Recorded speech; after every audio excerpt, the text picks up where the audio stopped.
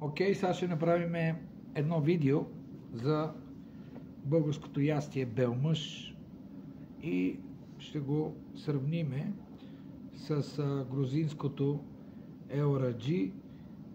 Елраджи е в западната част на Грузия, в областта Мегерелия, така че то е пак овчарско ястие, което едно от най-важните неща е, както при нас, едно прясно сирене, което изглежда ето така. Нещо като много мек кашкавал.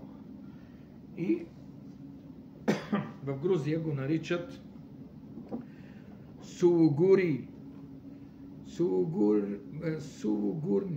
Сулугурни, точно.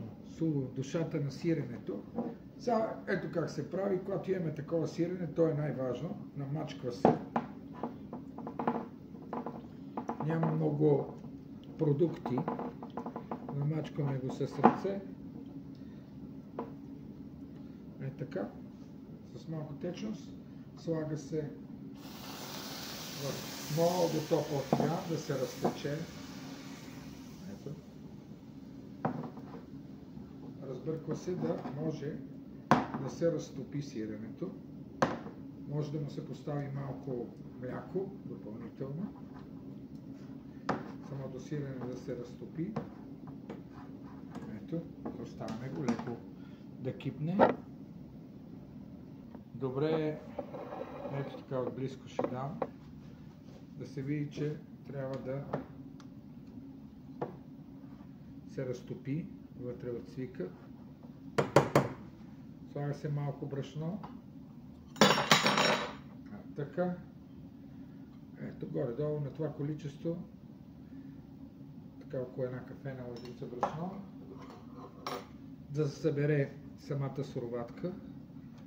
И започва да се бърка. Това е белия мъж. Нали? Елраджито се прави малко по-различен начин. Елраджито се слага обикновено лоба или просо, който се прави каша, и към него след това се добавя сиренето. Тоест това е един вид фарс, за да може да бъде използвано сирене с добавка и да даде горе-долу същата консистенция. Интересното е, че на елраджито и на белия мъж самото ястие трябва да се бърка на силен огън. Доста. Ние по северния край на България казваме, че до Пирот, там е много известно, че човек не знае силата на сиренето, докато не почне да прави бел мъж, не знае колко е тежко сиренето. И всичко това е заради бъркането. Трябва да се бърка много, трябва да се бърка силно. За колкото повече хора се готви, толкова повече се бърка. Естествено, дали ще го правиме с каша, дали ще го правиме с много малко брашно, което и аз сложих. Ето, се получава едно уникално сирене. Бърка се добре. Просто трябва да си се бърка, за да събере всичко.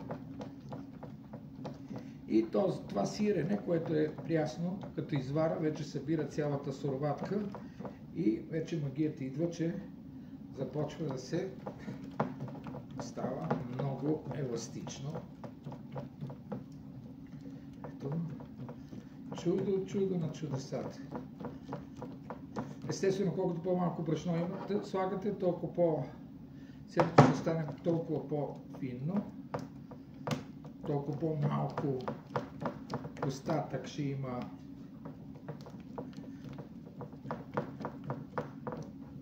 на суроватка. Не знам защо някои го бъркат с това, че трябва да бъде една каша. Не трябва да бъде една каша. Сиренето трябва, белия мъж трябва да се бърка, докато стане на един летен кашкавал, както в Сицилия му викат кашкавала на бедните. Ето. Това. Затова знаем, че и в Грузия, като правят точно това ястие LRG. Много важно е може да се събира. Някои го взимат с клечка и така се фаща и се дига.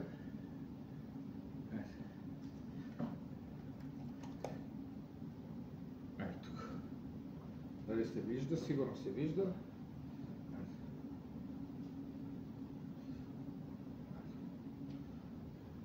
Става си якото сирене. Ето. При изстиването то става, обира се цялото и така. Ето. Това нещо може да се сложи, тук сега ще го сложа в една кубичка. Ето. Така се завива и ето така може да се резне обикновено на тигана.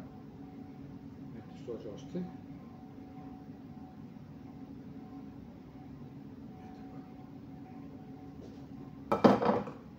Ето как изглежда. Хубаво. Сега ще взема само една вилица.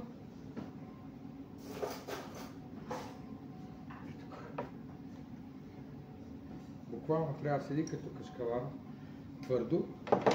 Отгоре може да се сложи още сиренце. Ето така. Айде наложи, Ще сложим с малко такова зелено сирене. Ето. И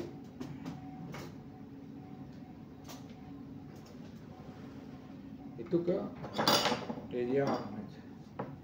Зелено сирене и отгоре, тъй като е ястие на овчарите, ще сложим 2 хлебчета с овце. Ето ги, нашите овчици. Ето. Така, ето. То, ето. Бел мъж. Овчарско ястие.